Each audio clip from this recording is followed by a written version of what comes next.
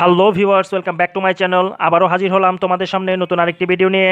আশা করি সবাই অনেক ভালো আছো। আজকে তোমাদের সামনে আলোচনা করব ইউনিট 14 লেসন 4।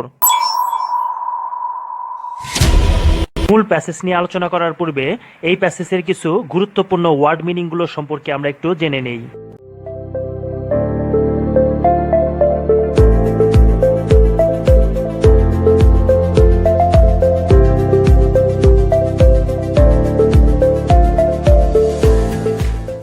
লেসন 4-এ বলা রয়েছে Hercules. Read the following passage, নিচের প্যাসেজটি পড়ো, অ্যাবাউট হারকিউলিস সম্পর্কে, অ্যান্ড এবং answer the questions that follow, এবং নিচে দেওয়া প্রশ্নগুলোর উত্তর দাও। Hercules was the son of Jupiter and Alcmena. Hercules ছিল জুপিটার ও আলকমিনার পুত্র। ইউরিস্থিয়াস দ্য কিং অফ মিসিনার রাজা, অ্যান্ড এবং হিজ কাজিন, এবং তার চাচাতো ভাই, made him undergo some difficult task. মিসিনার রাজা তার চাচাতো ভাই ইউরিস্থিয়াস তাকে দিয়ে কিছু কঠিন কাজ করিয়েছিলেন, হুইচ যেগুলো আর নোন পরিচিত ছিল in Greek myths as the 12 labours of Hercules, যা গ্রিক পুরাণে হারকিউলিসের দ্বাদশ শ্রম নামে পরিচিত। মিসিনার রাজা তার চাচাতো ভাই ইউরিস্থিয়াস তাকে দিয়ে কিছু কঠিন কাজ করিয়েছিলেন, যা গ্রিক পুরাণে হারকিউলিসের দ্বাদশ শ্রম নামে পরিচিত। দ্য ফার্স্ট প্রথমত ইনভলভড অন্তর্ভুক্ত হয়েছিল আ ফাইট একটি যুদ্ধে, উইথ আ লায়ন মানে একটি সিংহের সাথে। প্রথম কাজটি হলো একটি সিংহের সাথে যুদ্ধ।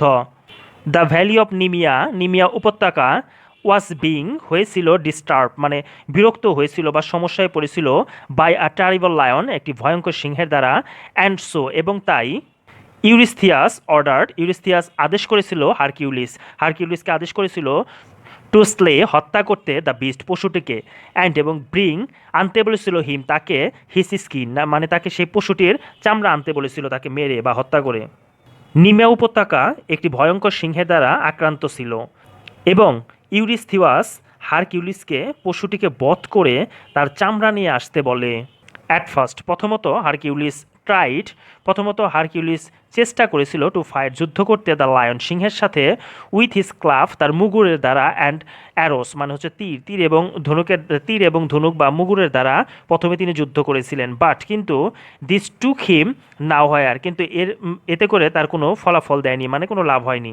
প্রথমে হারকিউলিস মুগুর ও তীর দিয়ে সিংহটির সাথে যুদ্ধ করার চেষ্টা করেছিল কিন্তু তা কোনো কাজে আসেনি। তারপর হারকিউলিস চেষ্টা করলো আর ডিফারেন্ট ট্যাকটিক একটি ভিন্ন কৌশল অবলম্বন করলো। তিনি সিদ্ধান্ত নিলেন তিনি ব্যবহার করবেন হিজ হ্যান্ডস তার হাত ব্যবহার করবেন। তারপর হারকিউলিস একটি ভিন্ন কৌশল অবলম্বন করলো, সে তার হাত ব্যবহার করার সিদ্ধান্ত নিল। তিনি এভাবে ম্যানেজড পরবর্তীতে সক্ষম হলেন টু স্লে মানে হত্যা করতে দ্য অ্যানিমেল পশুটিকে on his own, relying entirely নির্ভর করে সম্পূর্ণভাবে অন হিজ তার ইমেন্স স্ট্রেংথ তার অপরিমেয় শক্তির দ্বারা। এভাবে সে পশুটিকে তার অপরিমেয় শক্তির দ্বারা হত্যা করল। ভিক্টোরিয়াস বিজয়ী হয়ে তিনি ফিরে গেলেন টু মিসিনিয়াতে ফিরে গেলেন, ক্যারিং বহন করে দ্য ডেড লায়ন মৃত সিংহটিকে অন হিজ শোল্ডার্স তার কাঁধের উপরে, আসাইড দ্যাট ট্যারিফড দ্য কিং সে মিসিনায়ে মৃত সিংহটি তার কাঁধে নিয়ে ফিরল। এটা এমন ভয়ঙ্কর দৃশ্য ছিল যা রাজাকে আতঙ্কিত করল। হিজ নেক্সট টাস্ক তার পরবর্তী কাজটি ওয়াজ ছিল টু স্লেই মানে হত্যা করা আ মনস্টার একটি দৈত্যকে মেরে ফেলা বা হত্যা করাই হলো তার পরবর্তী কাজ। কল্ট যে দৈত্যটির নাম ছিল হাইড্রা নামক দৈত্যটি, যেটি ওয়াজ ছিল রাভাজিং দ্য কান্ট্রি অফ আর্গস তার পরবর্তী কাজটি ছিল হাইড্রা নামক একটা দানবকে হত্যা করা যে আর্গো দেশকে ছারখার করে দিচ্ছিল। দ্য হাইড্রা নামক দৈত্যটির হ্যাড ছিল 9 হেডস তার 9টি মাথা ছিল, অফ হুইচ যার মধ্যে দ্য মিডল মানে মাঝখানের একটি মাথা ওয়াজ ছিল সেইড টু বি ইমর্টাল যাকে অমরণশীল মাথা বলা হতো বা অমরণশীল ছিল। হাইড্রার 9টি মাথা ছিল যার মধ্যে মাঝেরটা অমরণশীল বলে কথিত ছিল। আমাদের হিরো স্ট্রাক অফ আঘাত করলেন ইটস হেড মানে দৈত্যটির মাথায় আঘাত করলেন উইথ হিজ ক্লাভ তার মুগুর দিয়ে।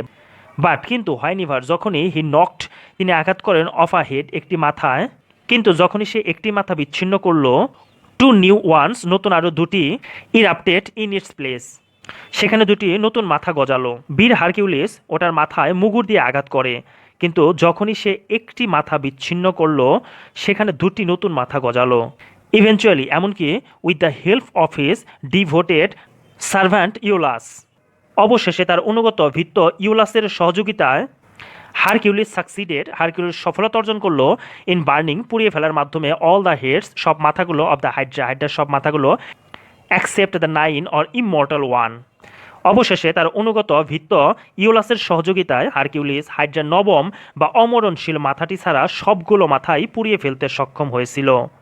হুইজ, যেটি মানে নবম মাথাটি, হি ডিসাইডেড, তিনি সিদ্ধান্ত নিলেন টু বাড়ি কবর দিতে আন্ডার আ হিউজ রক, নবম মাথাটি সে বিশাল পাহাড়ের নিচে পুঁতে ফেলার সিদ্ধান্ত নিয়েছিল।